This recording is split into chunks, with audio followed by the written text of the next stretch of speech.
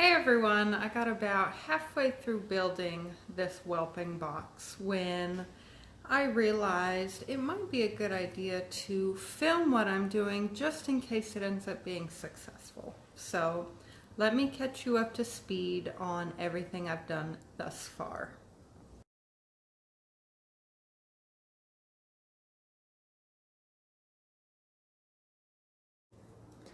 So this is a cabinet hutch.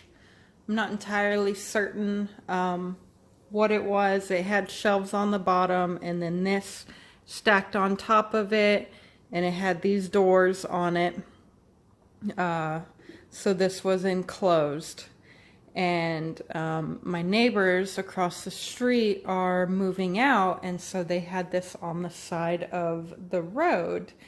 And I am in need of a whelping box, and I figured instead of spending a lot of money ordering one online or trying to use a swimming pool,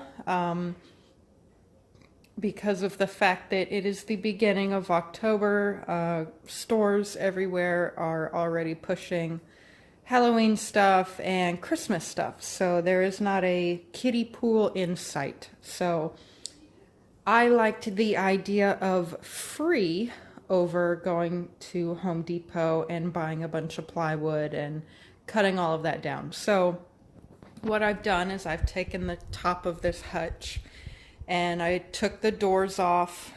I took these little metal pieces out of the bottom that stuck them to the bookshelf part. And I marked on the inside where I want my pig rails. I wanted them about 3.5 inches up off the ground because my female pugs aren't very large and I didn't want them to be able to squeeze under there, so I had a piece of 2x4 that was already 3.5 inches.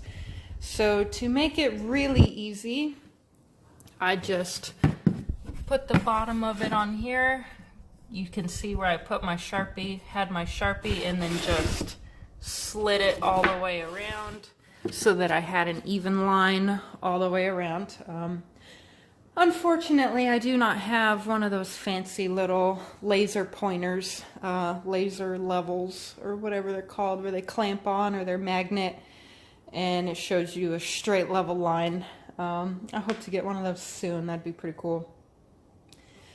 But the top part of this bookshelf I took off and I cut down into 4 pieces for my pig rails to go on the side, and I wanted them 2 inches deep, so that way if for whatever reason a puppy gets under there, it's not going to get squished or sat on or laid on or suffocated. I went ahead and sanded them down so that they're smooth to the touch. They're not super jagged. And then the shelf that went inside of here, I took that out. I didn't use any specific dimensions for the opening. I just kind of eyeballed it. So that's essentially, once I get that Gorilla glued in there and I get some screws in, that's gonna complete my box, just using this shelf that already came with it. I'm gonna put that base in there, then I'm gonna put in my pig rails. I didn't want it too tall because it's a pug, so it doesn't need to be ludicrously tall. It needs to be where she can either still get out of the opening or be able to hop off the side. I used a jigsaw for my base and a power saw for my pig rails. And I think you're all caught up to speed. Now the rest is just gonna be fast forwarded or sped up so that you're not watching this super slow long video. So let's get to work.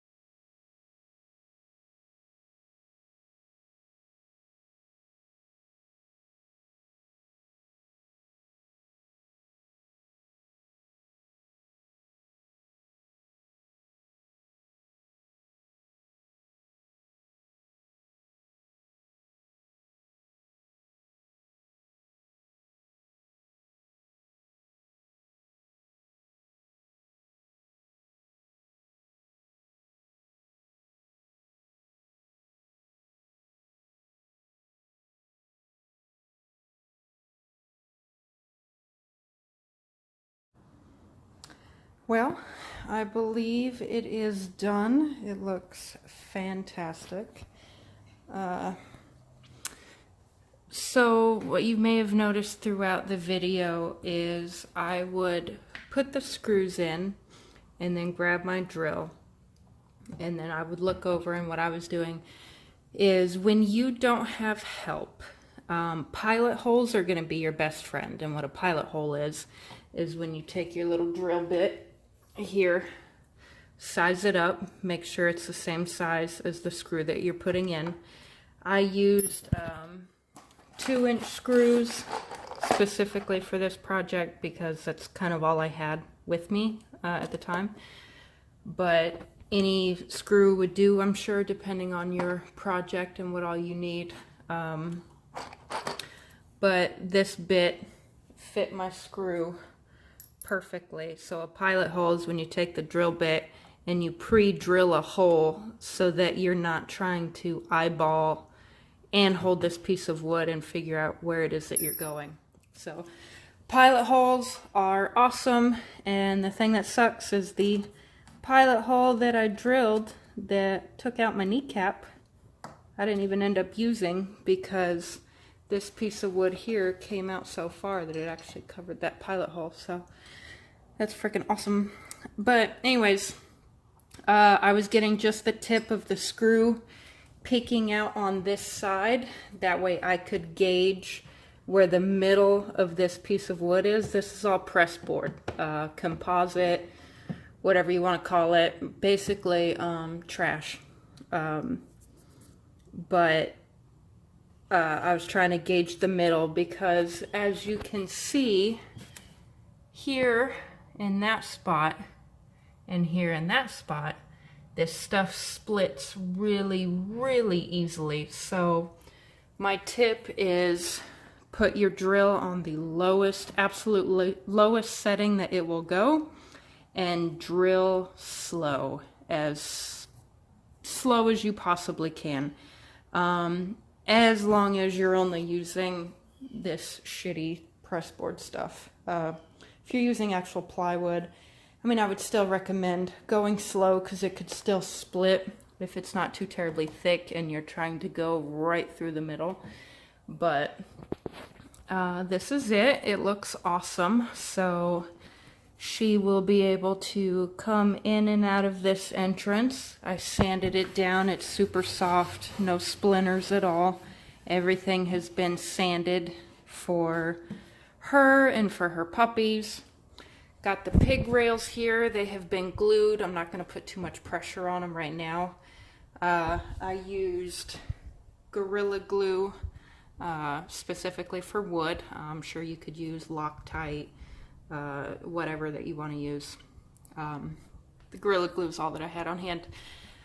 But definitely make sure you use glue and then also screws. That's just going to double up your protection. So these should hold and support really well. Like I said, I did 2 inches. That way, if for whatever reason a puppy rolls off or gets down under there, it can't be laid on or suffocated. I'm not going to put anything too terribly thick in here. I think I'm just going to keep maybe like a microfiber towel, something that's really thin but will also keep her warm, maybe even a whelping pad.